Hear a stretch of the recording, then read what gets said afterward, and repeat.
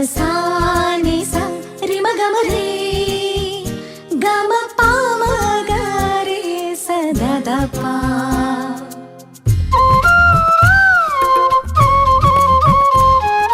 புல்வெளி பெய்யும் சாரலை போல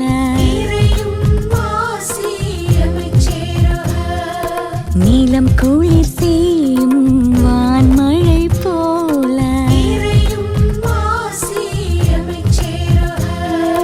வான்வெளி உலவும் சூரியன் நிலவாய்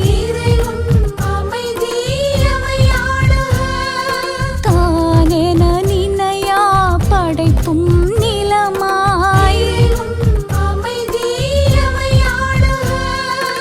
ஆசியும் அமைதியும் அகம் சேரவே இயேசு கிறிஸ்துவின் மனநிலை வேண்டும். ஆசியும் அமைதியும் அகம் சேரவே இயேசு கிறிஸ்துவின் மனநிலை வேண்டும்.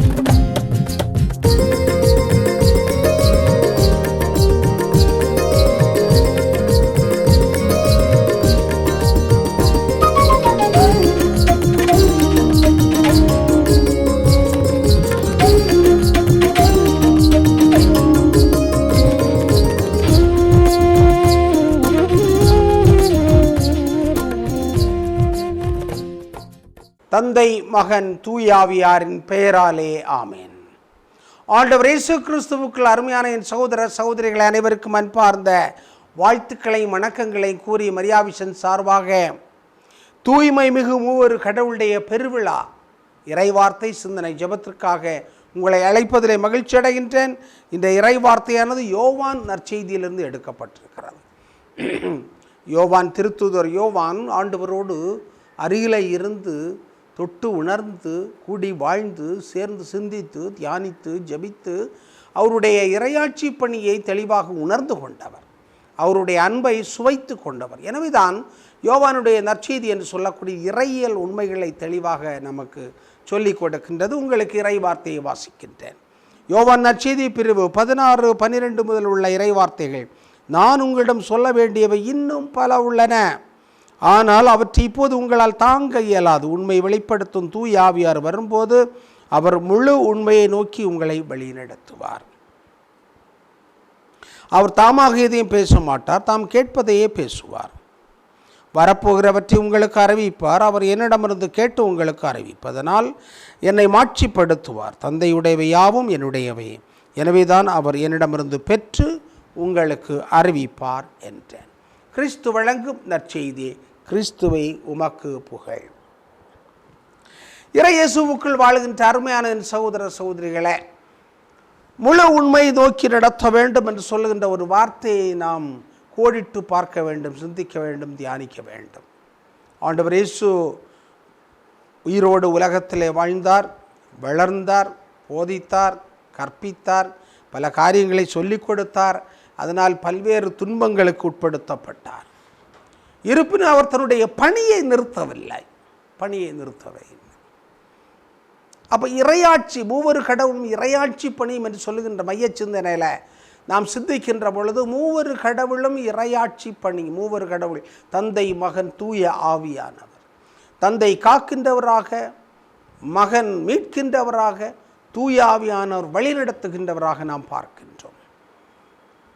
தந்தை படைக்கின்றவராக, மகன் மீட்கின்றவராக, தூயாவியானவர் வழி நடத்துகின்றவராக நாம் பார்க்கின்றோம். எனவே தந்தை மகன் தூயாவியார் என்று சொல்லுகின்ற மூவரு கடவுளுடைய பெருவிழாவை கொண்டாடுகின்ற பொழுது அருமையாக இறையாட்சி பணியும் இதுவும் எவ்வாறு பொருந்தி செல்கிறது, சேர்ந்து செல்கிறது என்பதை பற்றி நாம் சிந்திக்க கடமைப்பட்டிருக்கிறோம். உலகம் யாவையும் தாமுள வாக்கலும் நிலை பொறுத்தலும் நீக்கலும் நீங்களா விளையாட்டுடை ஆரவர் தலைவர் அன்னவர்க்கே சரண் நாங்களே என்று பாடுகின்றான் கவிஞன். உலகம் யாவையும் தாமுள வாக்குதல், அவரையே உருவாக்கி படைத்து காத்து வருகின்ற கடவுளை நாம் சிந்திக்கின்ற பொழுது, மூவரு கடவுளை கிறிஸ்தவ முறைப்படி சிந்திக்கின்ற பொழுது, இந்த மூவரு கடவுள், தந்தையாகிய கடவுள் உலகத்தை படைத்தார் என்று தொடக்க நூலிலே படிக்கின்றோம். படைக்கப்பட்ட படைப்புகள் தந்தையினுடைய சித்தத்திலிருந்து விலகிச் செல்வதால் பல்வேறு விதத்திலே கடவுள் இந்த உலகத்தை மீட்டெடுக்க முயற்சி எடுத்திருக்கிறார். இறுதி கட்டத்தில் முழுமையாக இந்த பணியை செய்ய வேண்டும் என்பதற்காக இயேசு கிறிஸ்துவை அனுப்புகின்றார் என்று பார்க்கின்றோம். எனவே இந்த இயேசு கிறிஸ்து என்று சொல்லக்கூடிய அன்பினுடைய நிறைவாக இருக்கின்றார். அவர் வெறும் ஒரு ஆள் அல்ல, மாறாக அன்பின் வெளிப்பாடாக அன்பின் நிறைவாக இருக்கிறார். அவரிலே அன்பு நிறைவு பெறுகிறது என்று நாம் சொல்லலாம். அன்பு என்று சொல்லக்கூடியது தன்னை கொடுத்து, தன்னிலிருந்து கொடுத்து, தனது எல்லாவற்றையும் கொடுத்து, உயிரையும் கொடுப்பதாக தன்னை வெளிப்படுத்துகின்றது. ஆனால் இந்த அன்பு என்று சொல்லக்கூடியது அதோடு மட்டும் நிற்கவில்லை. தொடர்ச்சியாக வழிநடத்துகின்ற ஆவியாராக நமக்கு கொடுக்கப்படுகிறார். எனவேதான் அருமையாக ஆண்டவர் இயேசு கிறிஸ்து தன்னுடைய சீடர்களுக்கு மீண்டும் உண்மையின் இன்னொரு பக்கத்தை சொல்லிக் கொடுக்கிறார். தூயாவியானவர் வந்து உங்களை நிறை உண்மையை நோக்கி வழி நடத்துவார். அப்போ நிறை உண்மை வரவில்லையா? தந்தையாகிய கடவுள் நிறை உண்மை இல்லையா? மகனாகிய சுதன் இயேசு நிறை உண்மை இல்லையா என்று நாம் சிந்தித்தால் நிறை உண்மைதான். ஆனால் மனிதகுலம் அதை நிறை உண்மையாக ஏற்றுக்கொள்ளவில்லையே. அறிவியலை பார்க்கின்ற பொழுது, அறிவியல் கண்டுபிடிப்புகளை பார்க்கின்ற பொழுது, தொடக்க கட்டத்தில் மனிதனுடைய வாழ்க்கை என்று சொல்லக்கூடியது வித்தியாசமாக இருந்ததை பார்க்கிறோம். விலங்குகளை போன்ற வாழ்க்கையிலிருந்து அது வளர்ந்து வளர்ந்து வளர்ந்து ஆறறிவை பயன்படுத்துகின்ற நல்ல ஒரு சிந்திக்கின்ற விலங்காக, சிரிக்கின்ற விலங்காக, சமூக விலங்காக அது மாறுகின்றது. எனவே ஒரு மிருகம் அல்லது விலங்கு என்று சொல்கின்ற அடிப்படையில் வாழ்ந்த மனிதகுலம் அது சிந்தித்து சிந்தித்து சிரிக்க கற்றுக்கொண்டு அது மனித குலமாக உருவெடுப்பதை பார்க்கிறோம். இன்னும் உருவெடுத்து கொண்டே இருப்பதை பார்க்கிறோம். மனிதன் மாறிவிட்டான். எவ்வளவோ விஞ்ஞான கண்டுபிடிப்புகள், இன்னும் எவ்வளவோ காரியங்களை கண்டுபிடிக்கப் போகிறான் என்று கூட நாம் சிந்தித்து பார்க்கலாம். நடந்து சென்றான், ஓடி சென்றான், சைக்கிளை கண்டுபிடித்தான், விமானத்தை கண்டுபிடிக்கிறான், கப்பலை கண்டுபிடிக்கிறான், ரயிலை கண்டுபிடிக்கிறான். தண்டவாளங்கள் செல்கின்ற ரயில்களுக்கு பதிலாக இப்பொழுது தண்டவாளம் இல்லாமல் பறந்து செல்கின்ற அந்த ரயில்களை கண்டுபிடிக்கின்றான். எனவே இந்த அறிவியல் உண்மை என்று சொல்லக்கூடியது வளர்ந்து கொண்டே இருப்பதை பார்க்கிறோம். அதுபோல தான் மனிதனுடைய நிறைவாழ்வு என்று சொல்லுகின்ற உண்மையையும் பல்வேறு முனிவர்கள், பல்வேறு மனிதர்கள், புனிதர்கள், மறைசாட்சியர்கள், வேத சாட்சிகள் நமக்கு கற்றுக் கொடுத்து கொண்டே இருக்கிறார்கள். எனவே இந்த மனிதகுலம் என்று சொல்லக்கூடியது வளர்ந்து கொண்டே இருக்கிறது, நிறை உண்மையை நோக்கி சென்று கொண்டே இருக்கிறது என்று நாம் சொல்ல முடிகிறது. அதில் வருகின்ற மிக முக்கியமான வார்த்தை, இறை வார்த்தை என்னவென்று சொன்னால் என்னுடைய அவரிடம் பெற்று உங்களுக்கு அறிவு, அவர் என்னிடமிருந்து பெற்று உங்களுக்கு அறிவிப்பார். படிக்க வேண்டும் என்று சொல்லுகின்ற ஆர்வமுள்ள மாணவன் ஆசிரியர் சொல்வதிலிருந்து பெற்று தன்னுடைய அறிவை வளர்த்து கொள்கிறார், கற்று அறிந்து கொள்கிறார். பெற்றோர்களோடு இறங்கி இருக்கின்ற குழந்தை பெற்றோரிடமிருந்து பெற்று, அதனால்தான் பெற்றோர், பெற்று அது வளர்கிறது, அறிவை பெறுகிறது, அனுபவத்தை பெறுகிறது, அன்பை பெறுகிறது, பாதுகாப்பை பெறுகிறது, மனித தன்மையை அது வளர்க்கிறது, பெற்று வளர்கிறது, கற்று வளர்கிறது என்று நாம் சொல்ல முடிகிறது. எனவே தூய ஆவியானவர் நிறை உண்மை நோக்கி வழி நடத்துவார். இன்று பார்க்கின்றோம், திரு அவையில் பல்வேறு காரியங்கள் நடக்கின்றன. திரு தந்தையை தேர்ந்தெடுக்கின்ற பொழுது தூய ஆவியினுடைய துணையை தேடி அந்த ஆயர்கள் கூடுகின்றார்கள், ஜெபிக்கின்றார்கள். தூய ஆவியினுடைய துணையை கொண்டு ஒரு தலைமை ஆயரை தேர்ந்தெடுக்கின்றார்கள். எனவே திருத்தந்தையாக வருகின்றவர் இறைவனிடமிருந்து பெற்று, இறைவனிடமிருந்து கற்று, சக பணியாளரிடமிருந்து கற்று, அவருடைய அனுபவங்களை பெற்று மீண்டும் வழிநடத்துவதை பார்க்கிறோம். எனவே தூய ஆவியானவருடைய வரங்களை, கனிகளை பெற்றுக்கொள்ளுகின்றவர்கள் மற்றவர்களோடு சேர்ந்து உழைக்கின்ற ஒரு மனநிலையை பெற்றுக்கொள்ள வேண்டும். எனவே அதுதான் ஜனநாயகம் என்று நாம் சொல்லுகின்றோம். எனவே ஒரு மனிதன் தன்னிலே அவன் நிறைவானவன் அல்ல, அவன் உண்மையை நோக்கி சென்று கொண்டிருக்கிறான். ஒரு சமூகம் தன்னிலை நிறைவானது அல்ல, மாறாக அது முழுமையை நோக்கி சென்று கொண்டே இருக்கின்றது. எனவே அறிவியல் கண்டுபிடிப்புகள், ஆன்மீக சிந்தனைகள், புத்தகங்கள் வழியாக கற்றுக்கொள்ளுதல், அன்றாட வாழ்க்கையிலே வருகின்ற பல்வேறு இன்னல்கள், இயற்கையினுடைய மாற்றங்கள், இயற்கையினுடைய சீற்றங்கள், இவைகளையெல்லாம் கற்று, இவைகள் கொடுக்கின்ற அறிகுறிகளை பெற்று அவன் என்ன செய்ய வேண்டும்? தன்னுடைய வாழ்க்கையை மாற்றி அமைத்து கொள்ள வேண்டும். அதைத்தான் ஆண்டவர் அருமையாக சொல்லுகிறார். என்னிடமிருந்து பெற்று அவர் சொல்லுவார், என்னிடமிருந்து கற்று அவர் சொல்லுவார், நான் அவர் வழியாக உங்களுக்கு சொல்லிக் கொடுப்பேன்.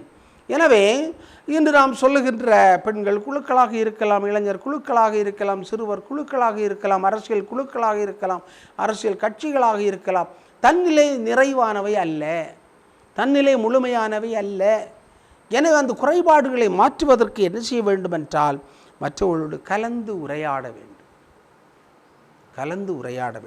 அவ்வாறு உரையாடுகின்ற பொழுது கருத்து தெளிவுகள் ஏற்படும், சிந்தனை தெளிவுகள் ஏற்படும், குறிக்கோள் லட்சிய தெளிவுகள் ஏற்படும். அவ்வாறு தெளிவு ஏற்படுகின்ற பொழுது மகிழ்ச்சியாக உலகமானது மகிழ்ச்சியான ஒன்றாக மாறும்.